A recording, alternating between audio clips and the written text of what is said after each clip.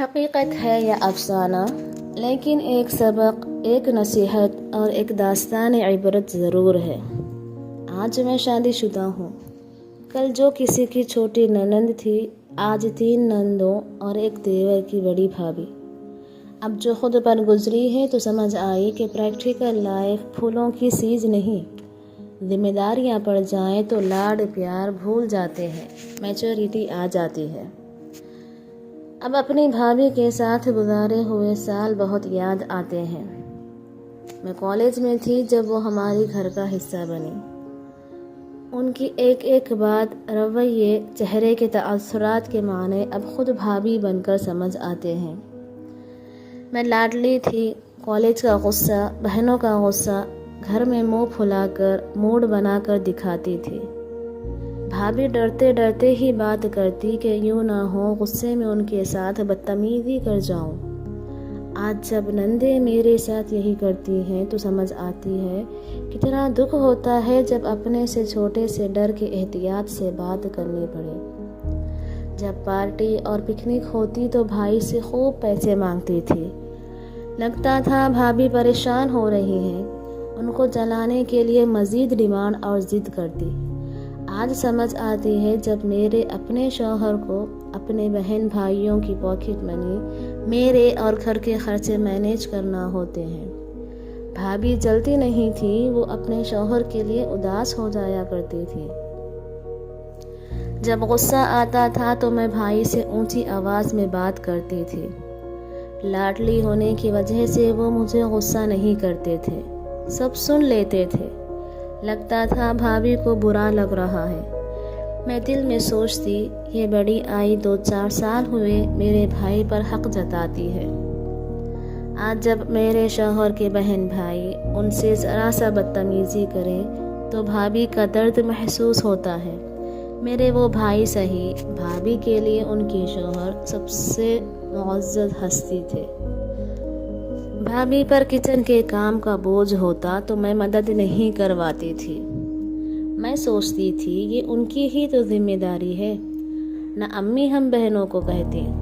اب جب میں تھک جاتی ہوں تو سوچتی ہوں کہ میری ساس اپنی بیٹیوں کو ذرا سا مدد کروانے کا کہہ دے، مجھے آسانی دے دے۔ کاش میں بھابھی کے لیے آسانیاں کر دیتی۔ بھابھی سے میں جس لہجے میں چاہے بات کر دیا کرتی۔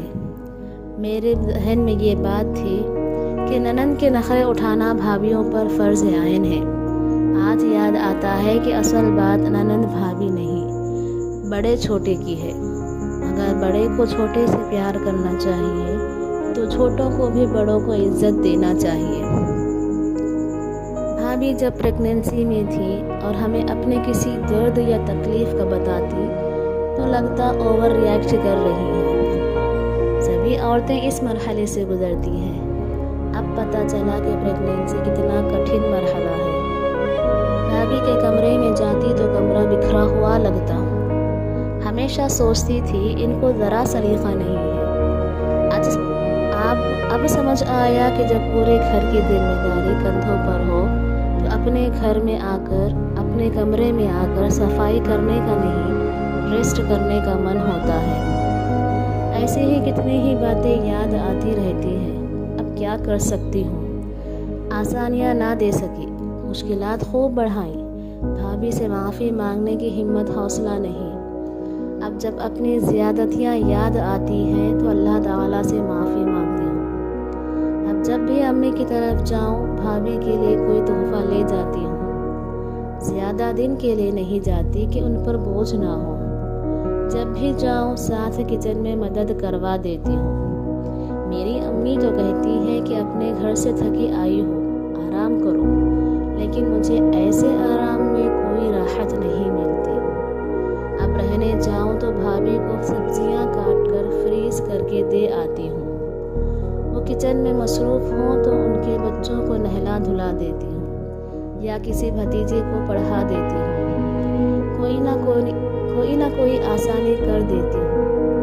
بھابھی میرے آنے سے اب بہت خوش ہوتی ہے، بلکہ خود بار بار دعوت دیتی ہے۔ امی بھابھی سے میرے اور میرے شوہر کے لیے خوب اہتمام کرنے کو کہتی ہے، لیکن میں اچھا کھانا ہی بنواتی ہوں، پھر خوب تعریف اور شکریہ ادا کرتی ہوں۔ چھوٹی ایک غیر شادی شدہ بہن کو سمجھا